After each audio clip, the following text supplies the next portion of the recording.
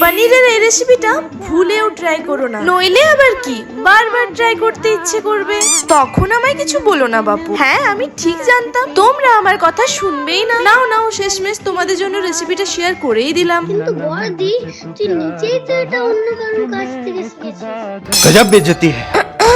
ঠিক আছে ঠিক আছে, তো কোথায় ছিলাম জানো আমরা? হ্যাঁ, প্রথমেই কড়াইয়ে পরিমাণ মতো তেল দিয়ে পনিরটাকে হালকা করে ভেজে নেবে। তারপর পনিরগুলোকে তুলে কড়াইয়ে আবার সামান্য তেল দিয়ে কেটে রাখা পেঁয়াজ, টমেটো, ক্যাপসিকাম গুলো ভালো করে ভাজতে হবে। এরপর মশলার পালা। আমি আদা, রসুন, জিরা আর কাঁচা লঙ্কা পেস্ট করে দিয়েছি। তারপর কিছুক্ষণ নাড়াচাড়া করে দিয়েছিলাম একটু পনির মশলা। তারপর আবার কিছুক্ষণ নাড়াচাড়া করার পর দিয়েছিলাম টমেটো কেচাপ। এগুলো ভালোভাবে মিক্স হয়ে গেলে পরে প্রয়োগ করো শেষ পোস্ত আর কাজু বাদাম বাটা। এবার কালারটা দেখো, এটা শুধু রূপে নয় স্বাদেও অনন্য। ব্যাস, রেস্টুরেন্টের মতো chilli paneer ready, but without soya sauce. Thanks for watching, by.